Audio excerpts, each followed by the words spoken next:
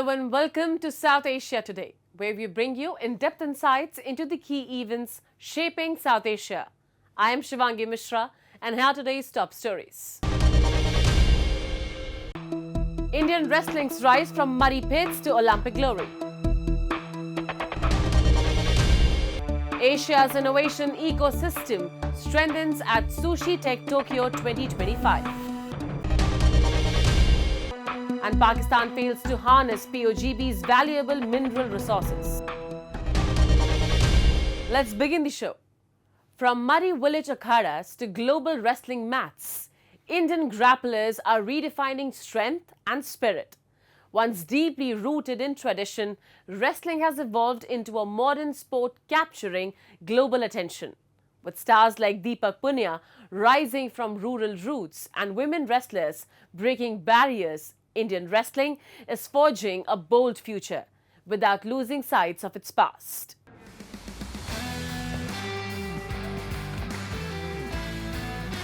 Long before stadium lights and global glory, Indian wrestling was born in the misty dawns of rural akhadas, muddy pits where barefoot warriors grappled with grit and tradition.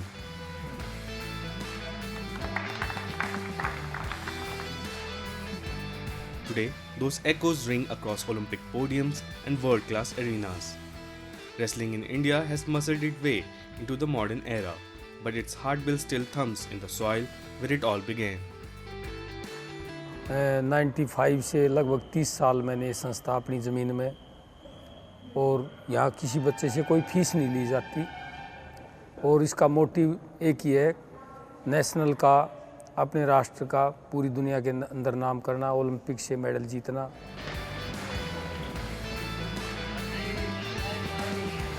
Meet Deepak Punia, one of the rising icons of the Indian wrestling.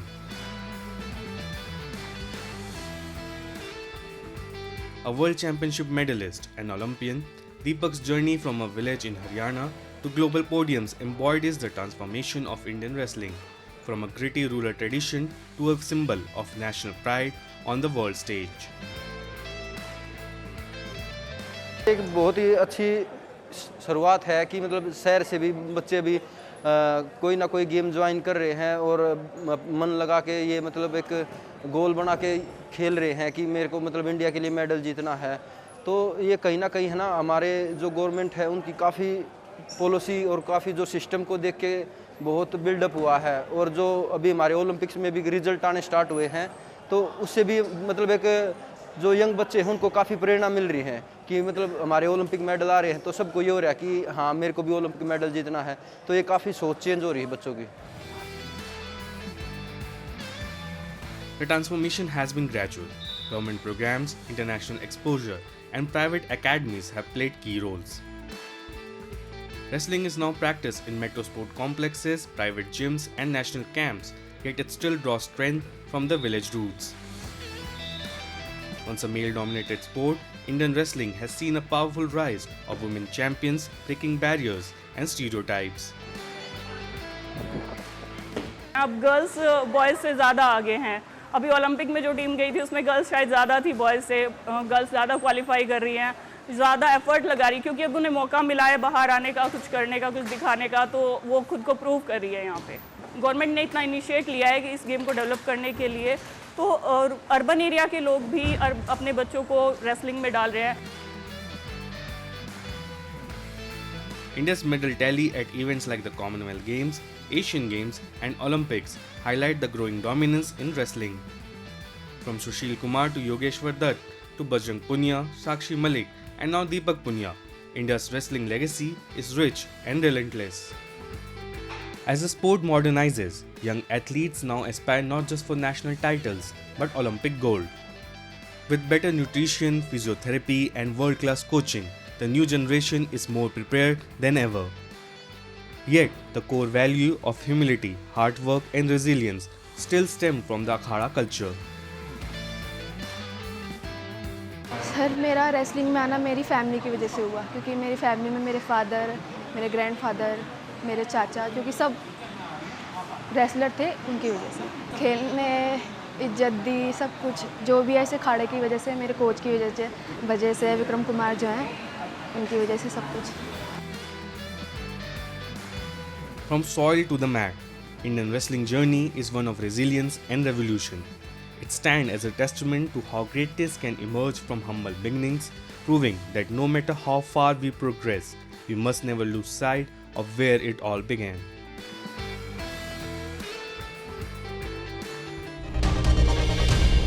The Sushi Tech Tokyo 2025 event recently brought Tokyo alive with innovation, uniting 500 companies and over 50,000 participants from all across the world. Inaugurated by Tokyo Met Governor Yuriko Koike, the event encouraged youth engagement with 5 students proudly presenting their startup ideas. Each pavilion was a vibrant fusion of tradition, technology and design. Notably, India's startup initiative added to the global momentum, showcasing the spirit of new age entrepreneurship. Have a look. The Sushi Tech Tokyo 2025 event was held recently, bringing together 500 companies and 50,000 participants, including startups and leading-edge tech firms from around the world. Tokyo Metropolitan Governor Yuriko Koike officially inaugurated the event, setting the tone for a high-impact exchange of ideas. The circular economy that existed in the Edo period. Having inherited the DNA of this sustainable Edo, by the way, Edo is the previous name of capital Tokyo, okay? And having inherited the DNA of this sustainable Edo, this is Tokyo's great strength in creating the future. And taste sushi and taste these exciting 3 days at Sushi Tech Tokyo. Now, I'd like to declare that Sushi Tech Tokyo 2025 starts now. Thank you. Governor Yuriko Koike encouraged young students to take an active interest in startups. During the event, 5 students presented their own developing business ideas. Each pavilion featured a unique blend of traditional culture, modern technology, and contemporary design. India's Department for Promotion of Industry and Internal Trade, under the Startup India initiative, also participated in Sushi Tech Tokyo. This technology can be used both for the customer support as well as sales and marketing. Within the, in terms of the functions, in terms of the industries, this could be done in retail, in telecom, in travel, in healthcare. So anywhere where there is a requirement for a conversation. まずですね、何といっても、グローバライゼーションが進んだということが最大の特徴です。特にアジアを中心にですね、インドも含めて海外のエコシステムプレイヤーの方々の皆さんとリレーション作りを作ってきました。その成果がですね、今日この場に現れていると思っています。寿司テックは、世界中の、特にアジア、インドや ASEAN を含めたですね、アジアのエコシステムプレイヤーの皆さんが、出会う場所だというふうに思っています。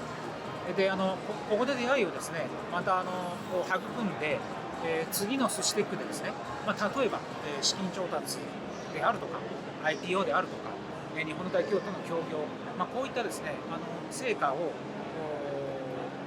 作って、でそれを次の寿司テック、その次の寿司テックで発表してくださると、そういったですね、循環ができていくということを望んでいます。Tokyo is evolving into a more sustainable high-tech city while preserving the cultural legacy of the Edo era. This unique blend of tradition and innovation positions Tokyo as a key driver of Asia's and the world's circular economy. Now we take a look at some happenings in Asia in a segment called Asia Watch. Bangladesh's interim government banned the activities of the country's oldest political party, the Awami League, following protests by students and political activists. In a late-night press briefing, law advisor Asif Nazrul announced the ban, citing an ongoing trial against the party over its alleged role in the deaths of more than 1,000 people during last year's uprising. The South Asian nation has been in charge of a caretaker government led by Nobel Peace Laureate Muhammad Yunus since August, when mass protests forced then Prime Minister and leader of Awami League Sheikh Hasina to resign and flee to neighbouring India. Calls for the party's ban intensified in recent weeks, culminating on 9 May, when hundreds of demonstrators marched towards the residence of interim government chief Muhammad Yunus, demanding action. The Awami League, through a statement on its verified Facebook page, rejected the ban and labelled the interim government as illegal.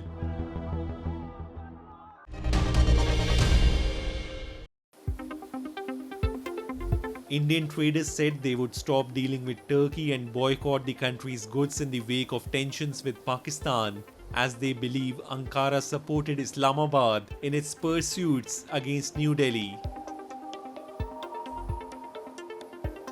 The sentiments are similar among the consumers. Turkish apples in Western Pune's fruit markets were going unsold and stocks were piling. New Delhi and Islamabad agreed to a ceasefire reached after 4 days of intense exchanges of fire, killing dozens of civilians. The arch-rivals fired missiles and drones, targeting each other's military installations after India said it struck terrorist infrastructure sites in Pakistan and Pakistan-occupied Jammu and Kashmir last on May 7 in retaliation for an attack on Hindu tourists in Kashmir, killing 26 men.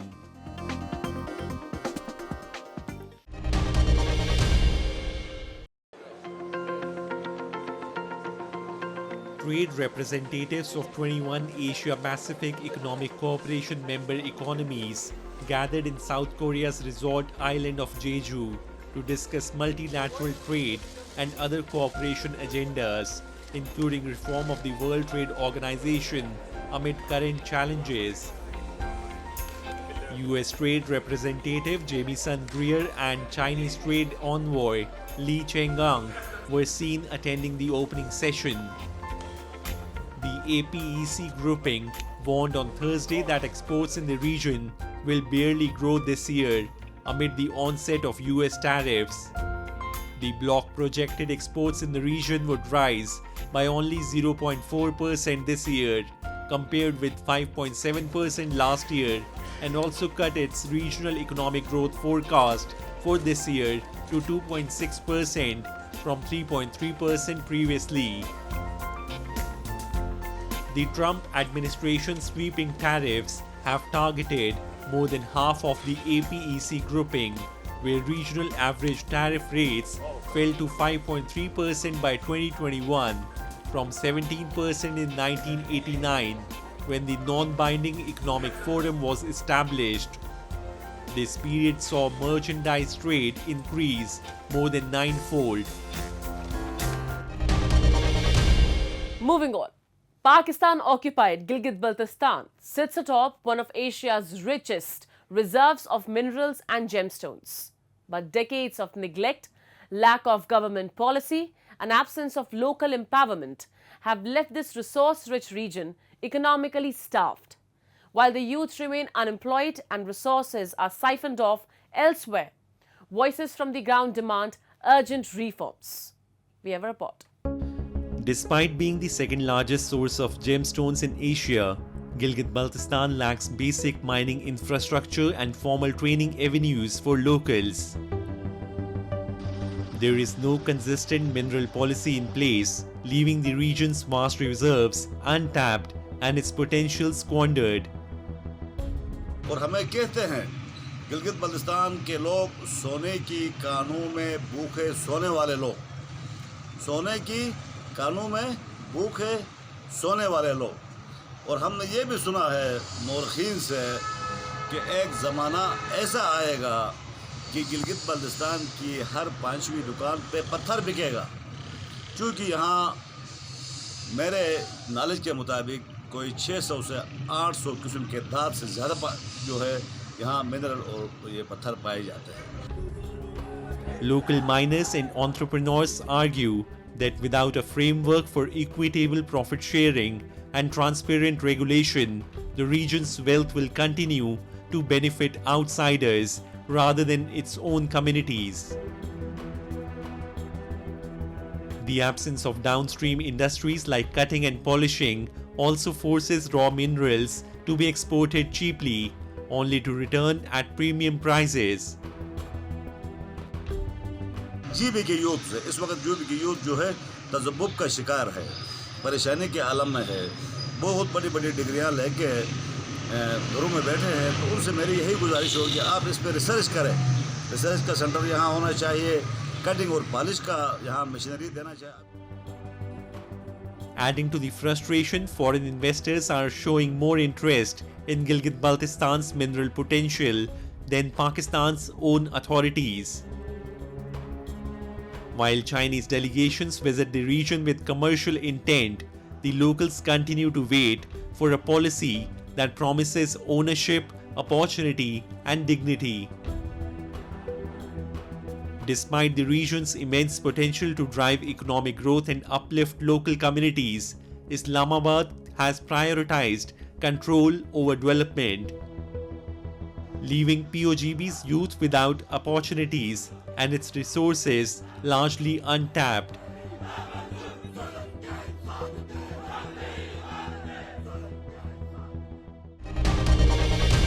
Devotees gathered to celebrate Buddha Jayanti in India, also known as Vesak Day in Sri Lanka, a day that marks the birth, enlightenment and Mahaparinirvana of Lord Buddha. It is a time to reflect on his timeless teachings of peace, compassion and mindfulness. Let us embrace his message and strive to create a world filled with harmony, understanding and kindness.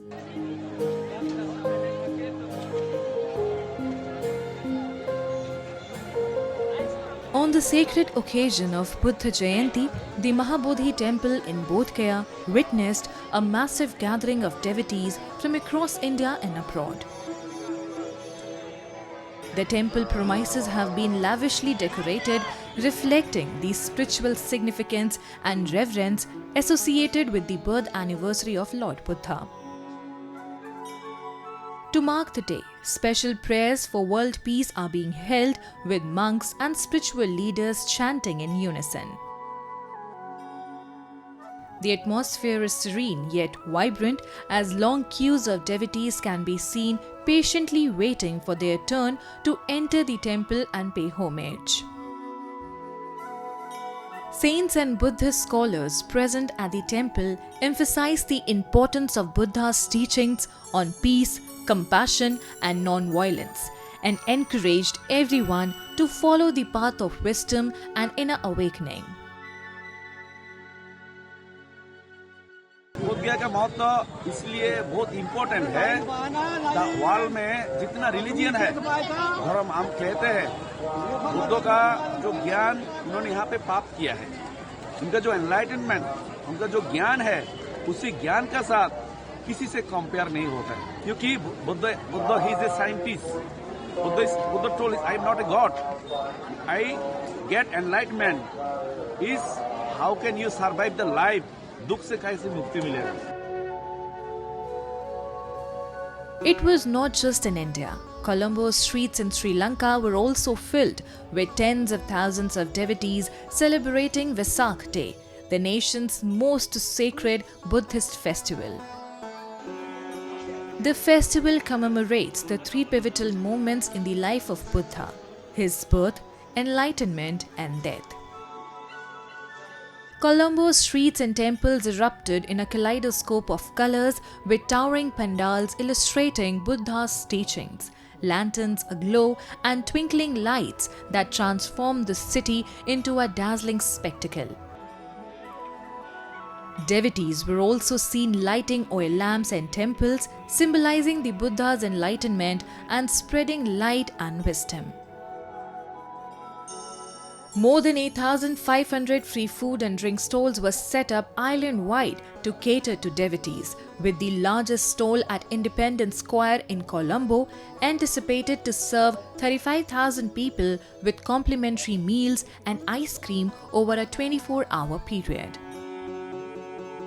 here to see Vesak, and it's a lovely experience because we feel it's a feeling of being with everybody around who comes from all parts of the country, and here we it's a smell, the what you see, what you feel, it's a lot from your heart. So it's a lovely experience, and I think this Vesak person is something very unique to Sri Lanka. While Vesak Day is celebrated across Sri Lanka, the capital city Colombo draws hundreds of thousands of devotees from around the island for the week-long celebrations. This holy occasion not only celebrates the life and teachings of the Buddha, but also reinforces India's timeless place as the spiritual cradle of Buddhism and a guiding light of peace, wisdom, and compassion for the world.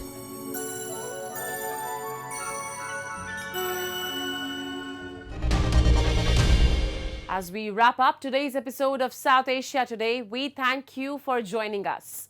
We'll return next week at the same time with more insights and updates. This is Shivangi Mishra signing off on behalf of our entire team. Until then, stay safe and goodbye.